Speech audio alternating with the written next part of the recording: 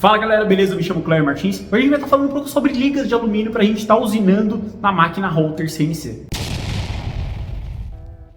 Eu vou estar falando um pouco sobre a experiência que eu tive do último vídeo de usinagem, tá? Foi uma das primeiras vezes que eu usino para valer alumínio, né? Eu já usinei chapas bem fininhas, só que usinar chapa fina é diferente de usinar peças mais grossas, né? Uma chapa mais grossa, porque o material ele aquece mais e tem outros problemas de usinagem com alumínio, tá? Que eu vou falar muito mais sobre isso.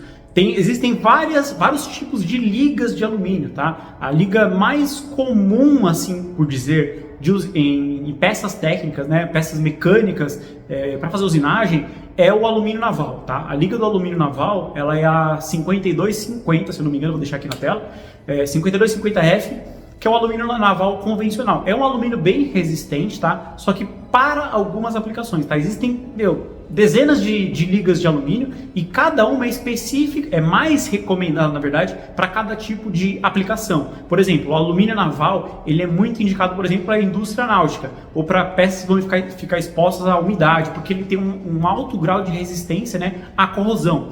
Aí quando a gente vai subindo um pouco as ligas, né, por exemplo, chegar nessa liga que eu fiz a pecinha, né, que eu fiz o modelo, o eixo rotativo, né, que eu acabei de fazer a pré-montagem, instalei o motor, o redutor, ficou bem bacana. Vou deixar alguns vídeos passando aqui enquanto eu vou falando também. Essa liga é uma liga aeronáutica, é alumínio liga 7075 com tratamento térmico, né, com têmpera, na verdade, se eu não me engano. E é uma liga extremamente dura. Para você ter em comparação, ela tem o dobro da resistência mecânica, tá, do alumínio naval. É um material extremamente duro, tá, que mais se assemelha com aço do que com alumínios mais leves, tá? Tanto é que eu tenho duas peças aqui, eu vou ver se eu consigo colocar o vídeo aqui, porque eu não fiz esse vídeo, né? Mas se você pega duas peças, uma de liga de 50-52, que é o alumínio naval, e o alumínio aeronáutico, você bate uma na outra, você percebe nitidamente quem tem mais resistência, porque o alumínio que vai marcar é o alumínio naval. O alumínio aeronáutico, né, que é a liga 70-75, ela não marca, você não consegue riscar ela com certa facilidade, tá? Resultando, né, em peças ou peças de máquinas ou independente do seu projeto, né, que exija resistência mecânica, você consegue trabalhar com esse alumínio aeronáutico com muito menos peso, tá? Por quê? Se ele tem o dobro da resistência, a gente precisa de uma resistência X, a gente pode usar metade da espessura, ou seja, a mesma resistência mecânica eu consigo utilizando metade do volume, né, de alumínio, tá? Em volume por grama, né, eles são muito parecidos, tá? O peso de um e o peso de outro é muito parecido. Só que como eu disse, um por ser muito mais resistente que o outro, a gente precisa utilizar menos material, né, para fazer a nossa peça, para fazer o nosso projeto. Então, se você precisa de um projeto um pouco mais fino, um pouco mais delicado e com bastante resistência mecânica, o alumínio 70-75 ele é o mais indicado para o seu projeto. Em questão de usinagem, tá? Colocando numa máquina Router CNC, aqui eu vou estar focando em falar de máquina Router CNC para não confundir com centros de usinagem, tá? Centros de usinagem, eles já trabalham com metal, já trabalham com diversos tipos de metal, eles trabalham, né, esses centros de usinagem com refrigeração líquida específica para cada tipo de material. Então, é um ambiente, né, ali muito propício para você usinar qualquer tipo de metal, seja ele bom ou médio para usinagem, você vai conseguir usinar, né? Diferentemente de uma Router CNC, né? A grande maioria das máquinas Router CNC não foi projetada para usinar metais, tá? Kleber, as máquinas usinam metais? Usinam, só que ela não foi projetada para isso. É igual você pegar uma Ferrari e querer andar na terra. Ela anda, só que ela vai acabar destruindo o carro, tá? Uma máquina Router CNC é exatamente a mesma coisa, tá? Máquinas convencionais, tá? Seja de marcas menores ou até marcas maiores, tradicionalmente, as máquinas essas Router CNC não foram feitas para estar trabalhando com usinagem de metais, tá? Se você chegar numa empresa e falar assim, ó, eu quero uma máquina, uma Router para usinar metal, aí a estrutura da máquina é completamente diferente. Por quê? A máquina precisa ser muito mais rígida, tá? Rígida, porque a máquina tem que vibrar o mínimo possível para você ter um acabamento bom, tá? Quando você estiver usinando metais. A máquina ela tem que contar, né, com um sistema de refrigeração. Por quê? O sistema de refrigeração ele vai fazer com que você consiga usinar mais rápido, tá? Ou sem dar paradas, né? Por quê? Como a ferramenta aquece demais, o alumínio, não é que o alumínio chega a derreter, mas o alumínio meio que fica mais maleável e ele entra no canal da fresa. Com isso, né, o canal onde sai o cavaco ele fica entupido, né, com aquele alumínio mais mole e consequentemente a fresa perde o corte e ela acaba quebrando, tá? Então refrigeração líquida, quando você fala... Tem até refrigeração a ar somente, tá? Mas refrigeração líquida é muito mais eficiente. Quando a gente está falando de usinagem de metais, né, em alta escala, requer refrigeração, tá? Quando a gente está falando de Holter CNC, que é o que eu vou estar falando agora, tá? A gente tem que sempre tentar fazer o menos esforço possível, né, da máquina, para fazer o mínimo de adaptação possível para que a gente consiga usinar uma peça de qualidade.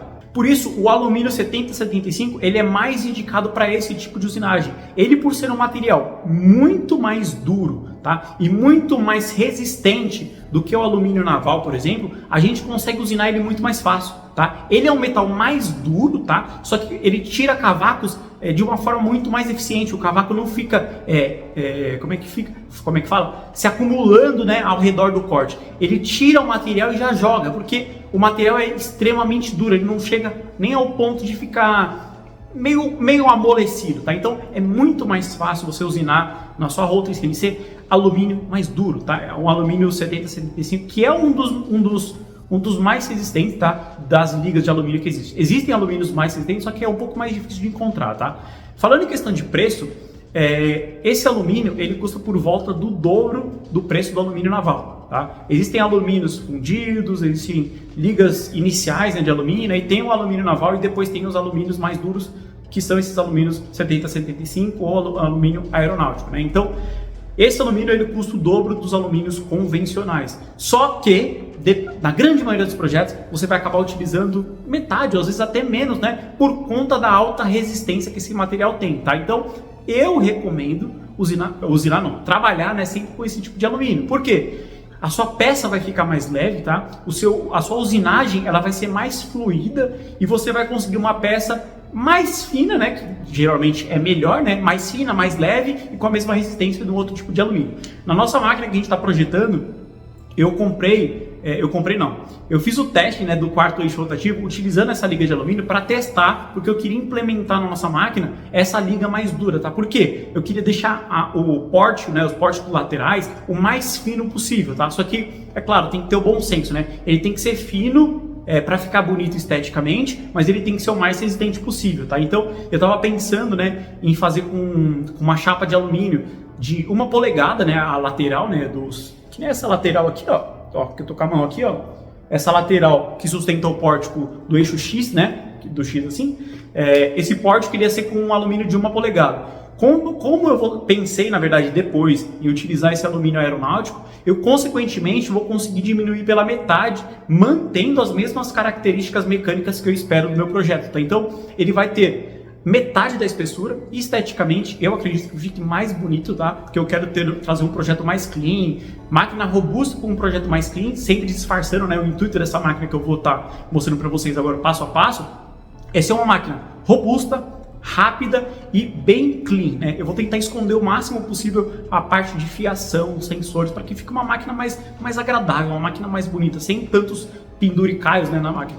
Não que eu ache mais, quer dizer, eu, Kleber, acho mais bonito máquinas que escondem mais toda a parte elétrica, a parte de fiação. Eu gosto mais que a gente consiga ver na máquina, né? Mas o spindle, né, a fresa e as outras partes ficam meio que escondidas. A gente fica meio que pensando, qual que é o sistema de movimentação, qual que é o sistema de tração, tá? Eu gosto desse tipo de projeto. Tem gente que gosta de máquina totalmente aberta, com fiação exposta, né? Ou máquinas até, tipo, eu já vi máquinas em acrílico também, para a pessoa ver completamente como a máquina é feita, mas é uma escolha de projeto, tá? Então, voltando ao assunto do alumínio. Eu gostei pra caramba, então eu comprei essa liga de alumínio para fazer o teste do quarto eixo rotativo.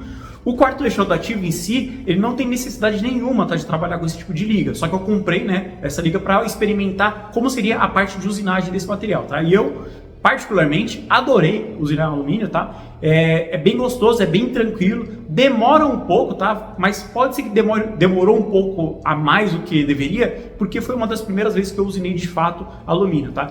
Quando a gente começa, a gente vai testando velocidade, profundidade de corte. Já vou falar algumas coisas que eu acho que acertei e outras que eu acho que errei na usinagem, tá? Antes de começar o projeto, eu fiz essa peça. No vídeo passado vocês viram, se vocês não viram, eu vou deixar o vídeo aqui nos cards. Eu fiz essa pecinha no meio de uma das peças que eu ia recortar, tá? Eu fiz esses testes, eu fiz um teste de furação. Deixa eu colocar um pouco mais perto aqui, ó. Antes de fazer o projeto, eu fiz um teste de furação, furei aqui e aqui. Aí eu fiz um teste para fazer esse rebaixo, né? Aí eu fiz um teste desse canal aqui, simulando como se fosse um corte. Para eu simular, né, para eu sentir, na verdade, como seria a usinagem, se ela ia estar muito lenta, se ela ia estar muito rápido, se eu conseguiria aumentar manualmente na máquina ou depois lá no programa. E tipo, o teste foi bom, porque no começo eu estava usinando muito mais devagar. E aí eu fui aumentando a velocidade, chegando a uma velocidade que eu achei que era ideal, tá? Por que eu achei que era ideal? Porque essa velocidade ela poderia ser um pouco menor e o passe vertical ser maior, tá? Eu vou deixar aqui em algum lugar os parâmetros de corte que eu utilizei, tá? Agora de cabeça deve ser 18.000 RPMs, a velocidade de avanço foi 800 mm por minuto, velocidade de plung rate, né? A velocidade de avanço vertical foi 400 mm por minuto, o passe lateral foi 1 milímetro e o passe vertical, né, a profundidade da passada em cada volta foi de meio milímetro, tá? Eu acho que eu poderia ter utilizado 1 milímetro ou 1,5 milímetro de passe vertical que essa fresa ia aguentar e também uma velocidade um pouquinho menor, tá? Porque se vocês verem bem aqui na lateral, ficou umas pequenas, o corte ficou excelente, tá? Mas ficou umas pequenas marcas de fresa, umas marcas meio paralelas, tá? E isso não é adequado para uma usinagem perfeita, tá? Uma usinagem perfeita é aquela que você bate o olho e fala assim, pronto, tá perfeito, tá pronto, tá? Então, o que eu mudaria? Eu aumentaria o passe vertical, tá? A profundidade da passada, eu diminuiria um pouco o avanço, né?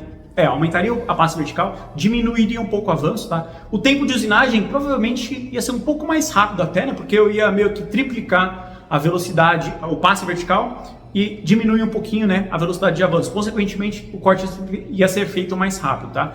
Utilizando essa fresa. Mas o que eu faria, né, na próxima vez? O que eu vou fazer, né, para usinar os pórticos da nossa máquina? Eu vou estar utilizando uma fresa com mais cortes, tá? Porque quem delimita, né, a velocidade, né, de avanço é chip load, na verdade, o nome. É tipo a espessura do cavaco, o tamanho do cavaco. Então, quanto mais facas, né? Quanto mais cortes tiver a minha fresa, mais rápido eu consigo me deslocar sem estar deixando tantas marquinhas, tá? Só que eu não posso deixar a velocidade tão baixa, tá? Porque uma velocidade baixa, ela vai superaquecer a ferramenta, tá? Só que ela vai dar um excelente acabamento, só que a fresa vai acabar muito mais rápido, né?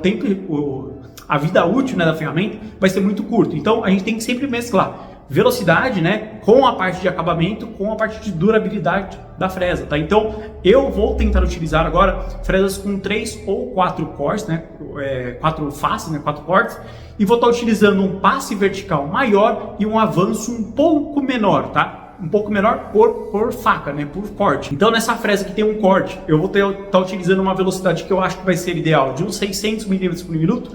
Se eu utilizar uma ferramenta de 3 cortes, eu vou multiplicar 600 por 3, né, que vai dar 1.200 milímetros, 1.800, né, milímetros por minuto. Então, quanto mais cortes, mais rápido vai ser a minha usinagem, tá? Só que eu tenho que ver sempre o comportamento da máquina, porque não é essa regra não é uma regra única, não é uma regra que não tem variações, tá? Depende sempre do equipamento, depende da potência do seu spindle, depende da potência dos motores, tá?